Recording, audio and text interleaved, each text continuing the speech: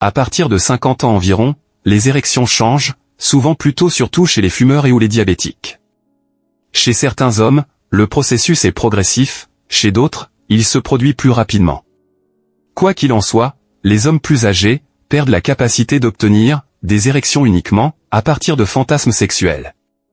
Lorsque les érections apparaissent, elles montent plus lentement et ne deviennent pas aussi fermes qu'elles l'étaient pendant la trentaine et la quarantaine. Et des distractions mineures peuvent provoquer un flétrissement. Les changements d'érection après 50 ans sont normaux et inévitables, selon la médecine.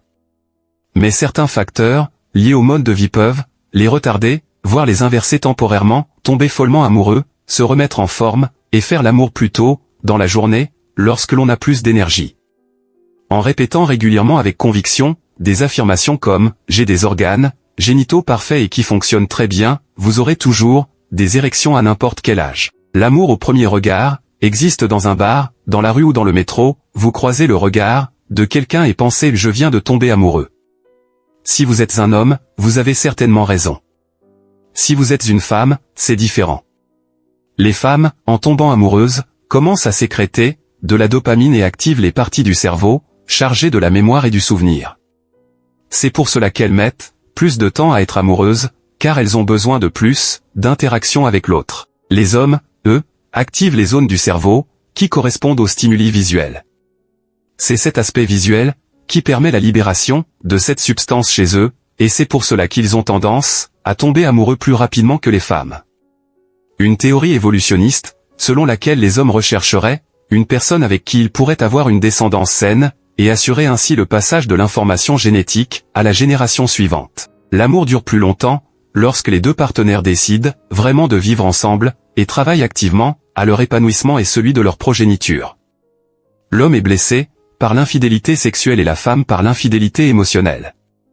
La femme serait plus affectée par l'infidélité romantique de son partenaire que pour son infidélité sexuelle, car la romantique lui ferait perdre tous les appuis dont elle a besoin dans sa mission reproductrice. L'homme, au contraire, prend plus de risques via l'infidélité sexuelle d'une partenaire féminine que romantique, car cela l'amènerait à investir de l'énergie et du temps à élever un enfant qui ne serait pas biologiquement le sien.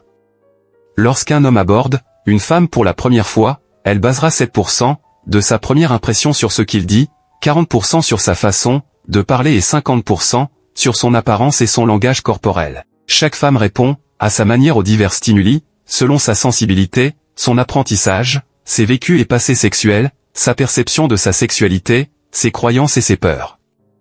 Ce qui va exciter une femme peut laisser une autre de glace, voire la rebuter. L'amour romantique implique des réactions chimiques dans le corps. Lorsque les hommes et les femmes tombent amoureux, ils subissent des changements physiologiques qui les affectent de diverses manières en modifiant leur niveau de sérotonine, de dopamine et bien d'autres substances. Lorsque les personnes amoureuses parlent du regard enchanteur de l'être aimé, il ne s'agit pas uniquement d'une notion romantique, mais d'une réalité biologique.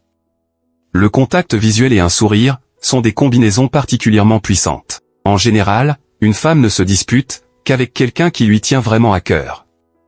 Les disputes sont moins fréquentes lorsqu'elle est moins intéressée. Lorsqu'on est amoureux, la dopamine qui se libère commence à déployer ses effets.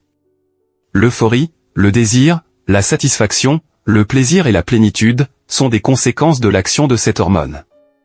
L'excitation se manifeste à la fois par une sensation subjective d'excitation, de plaisir, et par des réactions corporelles mesurables. En revanche, tout comme le désir, l'excitation sexuelle féminine est déclenchée par des stimulations physiques sensorielles, regards, caresses, sons, saveurs, parfums, etc., psychologiques et émotionnelles, situations, mots, images, imaginaires, sentiments amoureux, souvenirs, etc.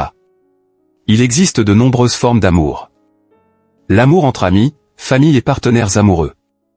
Les pensent que certains amours sont inconditionnels, d'autres sont basés sur le plaisir et d'autres encore sur le service. Des études montrent que les femmes sont plus attirées par les hommes portant du bleu, tandis que les hommes sont plus attirés par les femmes portant du rouge.